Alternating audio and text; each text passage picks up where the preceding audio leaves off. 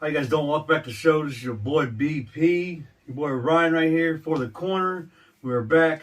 This is your Wednesday night wars. Well, for as long as they are going to be Wednesday night. I don't know how long that's going to last. But, that's the rumor. We'll see what happens. Man, all both shows are great this week. What do you think, man? Yeah, they were good. Holy crap. The NXT started off pretty good, I thought. I mean, it had a tag team match, a women's tag team match. Dakota Kai, Raquel Gonzalez going against Zoe Stark and Io Shirai. That match was great, even though the former tag team champions, the very first women's tag team champions for NXT, did win. I'm sorry. They did pick up victory. They did beat Zoe Stark and they did beat Io Shirai. I think this is going to be setting up a good story, a good angle between Io Shirai and Raquel Gonzalez. Come stand and deliver, man, and that's going to be a great match. I can't wait for that. I'm excited. She made a statement after it was over. Holy crap, dude. Did she ever? I'm gonna tell you, man. I think laying her out. Yeah, she did. I think Stand and Deliver is definitely going to deliver. I think it's going to deliver more so than WrestleMania. I'm telling you right now. The 2-night event, Stand and Deliver, has got a lot more star power action. I think, dude. Yeah. I think it's going to be. Yeah. From what I've seen, it's WrestleMania isn't really like a lot of the good matches, in my opinion, so far have been announced for night 2.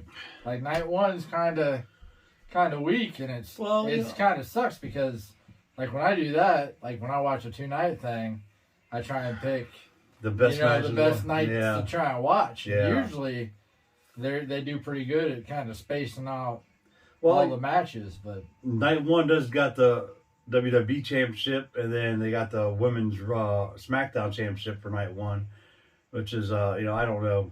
We'll see what happens. But still got a little ways to go. You still got about 2 weeks, so we'll find out and see what happens. Next match up for NXT, Bronson Reed went 1-on-1 against L.A. Knight, man.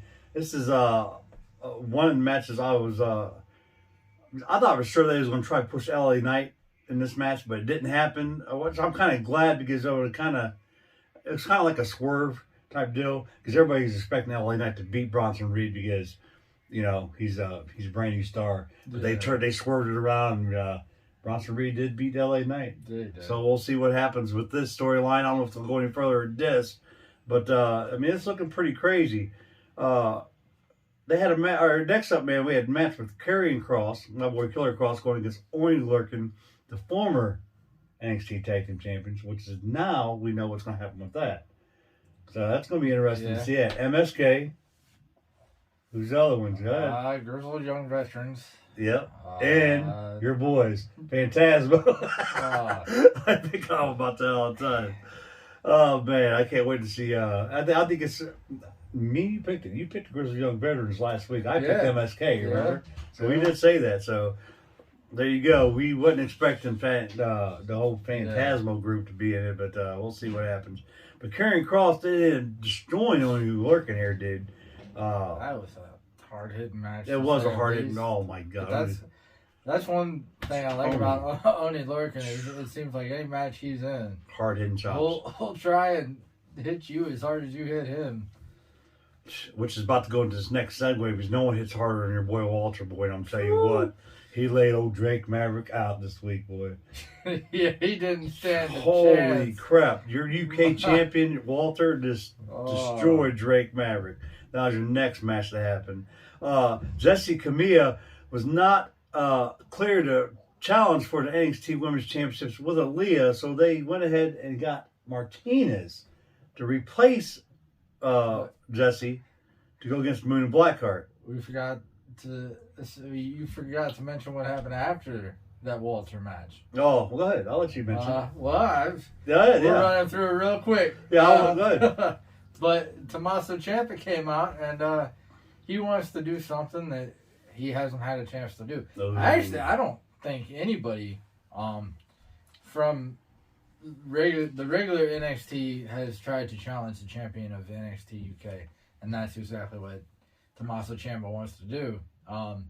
He asked Walter to fight him, and Walter said no. Well, that didn't sit too well with him, so he decided to try and lay him out, and of course, in the end, he got laid out himself. So yeah, Tommaso Ciampa to get laid out by all of the Imperium members that were there. Yeah, No, Timothy Thatcher again. Yeah. So So I think that's going to set up. I think that's. I kind of figure. I think I know where this is going because in this match, I'm thinking Thatcher's going to have to turn and becoming one of the Imperium members.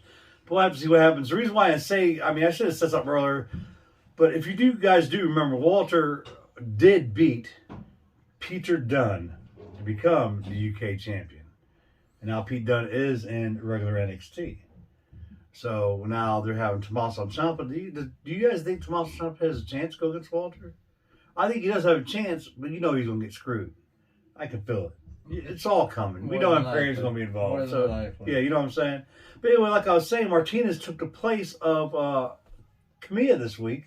She's trying to gain some money. Yeah, she's trying to get some money. And she told Robert Stone brand that the money they gave her is only half, and she expects half after the match is over with. Well, it didn't play well for Martinez or Leah because they did lose. Moon and Blackheart is still your NXT Women's Champions, which I kind of figured they would be.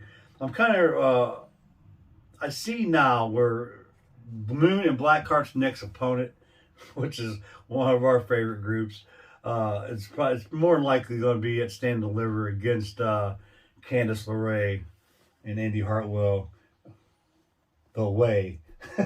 So that's going to be interesting to see what happens here.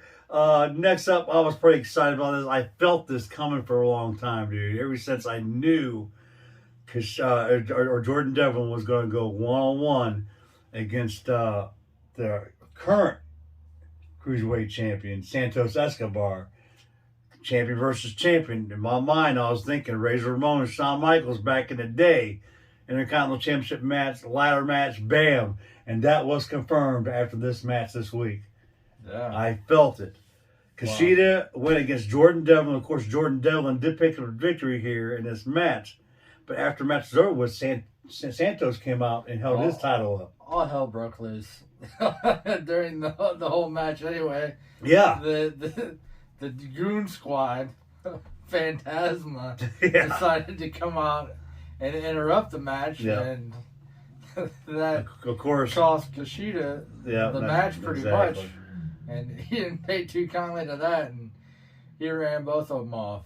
And it was kind of crazy because at the end of the match, I showed Devlin standing in the ring with his championship, Santos standing in the ring with his championship, and lo and behold, who comes out?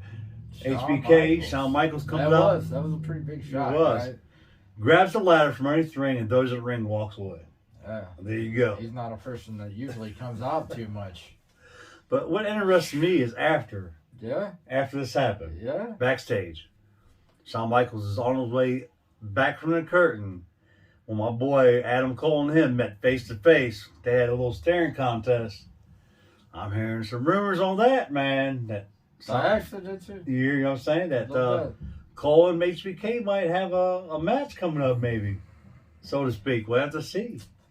But speaking of Cole and O'Reilly, they're going to be having an unsanctioned match at Stand and Deliver. And this is what Regal had news on with this whole contract signing. Regal said he's not going to sanction the match because O'Reilly's not cleared to wrestle. And so they're going to go ahead and they're going to brawl us out big time. It's going to be a no-holds barred, unsanctioned match. So you know anything's going to go. It's going to be a hard-hitting match. It's going to be one of the matches featured for Stand and Deliver besides Cross and going against Finn Balor for the NXT Championship and a lot more other matches we got going on, man, for this. What they didn't show after their confrontation was over is Adam Cole got himself a piece of Regal. Yeah. He punched him right in the jaw. He didn't retaliate, so that was kind of interesting, I thought. But he'll probably get fined. Yeah, he probably will get fined. But through all this, I did forget to mention Ryan's buddy. He did make an appearance on NXT, but it was NXT. It was backstage when he had a little moment with Mr. Roderick Strong, and Roderick laid my boy out because you know Cameron Grimes has these old, all these big ideas. Roderick Strong wasn't hearing it, was he? No. He wanted a piece of the Undisputed Era income. Oh man, I'm telling you, doesn't that remind you of Matt Hardy in AEW? How he's trying to you know, finagle his way in all these different business opportunities. A little bit, but that's funny. He's funnier. He's funnier than Matt Hardy. Cameron is funnier, dude. He cracks me up. Great. Oh, I forget what he said after he got punched in the face. But he's a trip. But now next week, am I hearing this wrong? Then Regal say that they're gonna have a little mini battle royal next week, and whoever wins this little mini battle royal between these 12 stars is gonna be Johnny Gargano's opponent at Stand and Deliver for North American Championship. Yeah, it was a lot to digest though, because he broke it. He broke it down to the battle royal and the people, and Loomis Dunn is involved. Awesome. There's a whole bunch of people. 12 these 12 superstars are involved. It's gonna be pretty big because they're Johnny didn't like that. Yeah, Gargano was a little upset. I would say he even took it so far to go back to Regal's office to try to confront him about it. Regal wasn't having it, and he told him that's what's gonna happen when he likes it or not. Yeah. Man, that was your NXT show, man. That was actually really good. But of course, AEW, man, you know, AEW had to start out really good, man. They did, man. Your AEW champion didn't defend the title, but he was going against Matt Sydal in the very first match. And stipulations of this match was if Matt Sydal won, then he had a future AEW title shot. But it didn't happen because, of course, the AEW champion did come through, did win with a nice V-trigger and a one-winged angel, man. Did pick up the victory here against Matt Sydal. Matt's pretty awesome, dude. I'm telling you right now. These guys. Yeah, he is. That was, oh my goodness. There's not enough I can't say about Kenny Omega. His wrestling skills are phenomenal. But of course, I love the storyline he's playing right now as a heel. Him and his goofball manager, Mr. Don Callis. Man, that's kind of crazy what's going on there. Next up, my boy Ryan's man Adam Page went 1-on-1 against Cesar Bononi, man, and made short work of this guy. But of course, you know, I mean, we all knew. I mean, Adam Page, man, with that damn slingshot Larry and buckshot Larry he's got. Yeah, man, that's on point awesome. All the time. But speaking of Cesar Bononi, I got some news on my man here. We understand that his wife is going through some kind of cancer and she needs treatment. A lot of people try to reach out to Cesar to help him out. I guess it's some type of bone marrow she has to get going on to try to help her so she can get the surgery for her cancer. So prayers out to him, even though Adam Page did lay my boy out. So there you go. Next up, man, Dante Martin and Varsity Blondes, man, went 3-on-3. I'm sorry, went 3-on-3, a trios match. I don't know why they say trios. Why do they say 6-man tag? But AEW says trios for some reason. I never did understand what they meant there. But anyway, they went 3-on-3 against the Pinnacles. Shawn Spears and FTR, man. Pinnacle is here, boy, and they're your boy MJF, boy. Speaking of MJF, you see I got the new one over there? I got the guy, he's standing over there. Yeah. I'm not going to open that one, but anyway, that's another story, another place. But yeah, Pinnacle, man, Shawn Spears, FTR picks up the victory here. And once again, still no sign of the Inner Circle. No, not yet. So we'll have to see what happens. I'm sure within the next week or so, Chris Jericho and the boys will there's some rumblings. Something's they going to want to do something big. I might go back to something they had planned a while ago. So we'll have to find out, see what Chris Jericho and the Inner Circle has in store for the new group, the Pinnacle. It's going to be pretty interesting and fun to watch, man. AEW is always fun to watch each and every week, which this next match is my whole point. Laredo Kid comes out of nowhere, man. Great Mexican superstar, but he comes in this week to tag with my boys, the Lucha Brothers, to go against the Young Bucks and Brandon Cutler. And these boys picked up the win, as Laredo Kid picked up the win with the Lucha Brothers. But that wasn't the story. Of course, Omega, after the match, comes out and tries to confront the Young Bucks once again. After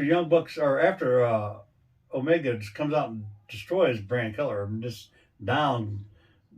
puts him down, says, why you trade my friendship with this clown, blah, blah, blah.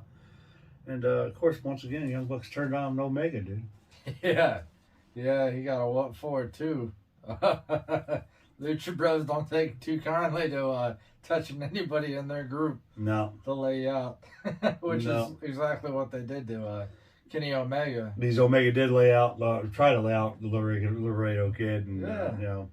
But, and the Good Brothers weren't too good on help, that's for sure. Man, where the heck were they? They came at the last minute when everything was already said and done. Yeah. Man, them goofballs are way back. They was back there catering. So I don't know what'll happen with them. Well, next week they're setting up it's the Good Brothers and Kenny Omega versus the Laredo Kid and the Lucha Brothers. Yeah, so there you go, man. Right into it. And you guys know how much I love Ray Phoenix, man. That's my top guy right now in AEW. I love Ray Phoenix. He's awesome. Great. Dean Malenko coined him the everyday Rey Mysterio. Man. And that's coming. That's pretty strong coming from Dean Malenko because, you know, back in WCW days, Dean Malenko, the man with 1,000 holes back in the day when he used to be called, he had a lot of fights with Mr. Rey Mysterio and God rest his soul, Mr. Eddie Guerrero. Great matches back in WCW for them guys. So we're going to see next week their trios match next week. That'll be interesting to see. Next up, Ty Conti has one shot only, to come back and defeat. Go ahead. Get it out of your system. Defeat Nyla Rose, man. And you know what, man? She did, and I was really shocked. Ty Conti beat the Native Beast, man, and it was not an easy match for her to win either, because you know Vicky Guerrero, of course, was out there running her mouth. Excuse me, Vicky. But Ty Conti, man, that was interesting at the beginning of this match. Dark Order come out because if you guys remember, Ty Conti and what's his name, the girl Anna Jay were partners, and of course Anna Jay is part of the Dark Order. So that was interesting to see that, and it was nice to see. But that was really cool to see Ty Conti pick the victory here against the Native Beast. So that happened, and of course, your main event for AEW, man, holy crap, John Silver, John Silver, 1-on-1 with Darby Allin for the TNT Championship. That did not, it did not disappoint, dude, at all. No, they went at it. Oh, man, John Silver, they call him Johnny Hungy, of course, did end up losing the match, but he also got injured in the match. We was talking about this earlier. He injured his shoulder.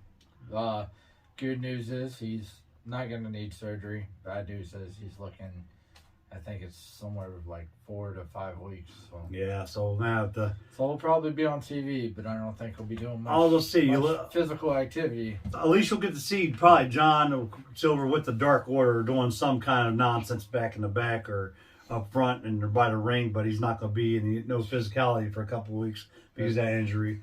But there's a whole lot that went on after the match. Darby Allin, man, didn't win the match. So he's still a TNT champion. Go ahead and get what you was getting ready to say there. During the match, Sting came out with his bat to make sure that no nonsense.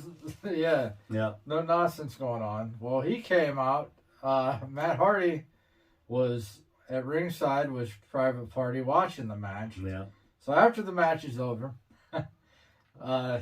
Darby and Sting are in the ring, and Darby goes over to help John up and shake his hand, and he gets taken out, and it's a brawl for all brawls. Matt Hardy and his hooligans decided to jump the Dark Order and Sting, and which is not and they not too smart on Matt Hardy. They just went off there like that. They didn't even have time to say anything. It wasn't too smart it wasn't smart at all for the Private Party or Matt Hardy because it's a lot of Dark Order members. Yeah. Plus, you have Sting with a baseball bat. That's not a good sign for them boys. The other thing I liked about the show, we talk about Britt Baker all the time. Yeah, dude. And she put on one really, really good promo talking about how she put AEW on the map, the women's division especially on the map. And now she's the most talked about person coming out of Wednesday night. How everybody's giving her good tweets about she is. She even took a dig at Mick Foley For tweeting her, yeah. because he sent out a tweet, and I forget what the tweet said, but It said it was just something along the line of a nice hardcore match, and Britt Baker said, "I did in one night what you did and took you to do in 20 years about being hardcore." So yeah, that was pretty good. So yeah, There's a few backstage segments that were pretty good. Another segment that was kind of interesting to me was they had an interview with Taz and his group there, and it looked like everything was all right. But if you looked at Brian Cage, everything wasn't all right. I think something's going to happen there. Yeah. You know Yeah, what I'm saying? hoping it does. So Team Taz might be minus Mr. Brian Cage here for too long. Man. He needs to do something. But he needs to do something. hey, you guys, it was a great show, man. But I have nothing else to add to this week. I thought it was great, man. Both shows are great. To me, I'm gonna pick NXT this week. For me, it was a little bit more entertaining, all because of everything that happened, and of course, Stand Deliver's coming up, and got a lot of great storylines that's happening with that, and I'm pretty sure at Stand and Deliver, we was talking about earlier, his boy Cameron Grimes is about to go strong style pretty soon. I can see them two going one-on-one, maybe. It's possible. These boys are not going to take too kindly about getting knocked down by Roger. I want to say that Grimes is in that. He could Battle be. Royal. He could be in the Battle Royal. I don't know if I think Roddy he is. I don't know if Roddy is or not. You know I what? don't know if he's in it. That's a good point. I think he is. So, I mean, if there were something out like that, I could see him. So if Cameron Grimes does lose the Battle Royal, then I would set up a match, but maybe between him and Strong at Stand and Deliver. But yeah, what an interesting night. There's so many people in there. Yeah. So it's well, good. 12 superstars that we know. That's really great, man. If I had to pick one, I'm saying right now it's going to be Dexter Lumis. I'm gonna say Dexter Lumis too, because everybody's wanting to see Dexter go one-on-one with Johnny Gargano for North American Championship. I can see it would make sense. It would make sense because it's part of the storyline. And you know what? I think that would be the best way. It's going to be really interesting. I have a feeling he's not done with Austin Theory. Yeah, I think Austin Theory's going to maybe turn out to be maybe Dexter's buddy at the end. Just so Who knows? Who knows? He might walk away with a best friend and a girlfriend. Yeah, Andy Hart will.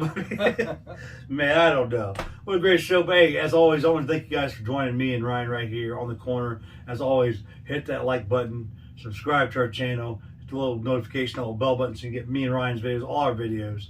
And thanks a lot. We'll see you right back here for the Rumor Show right here on the corner.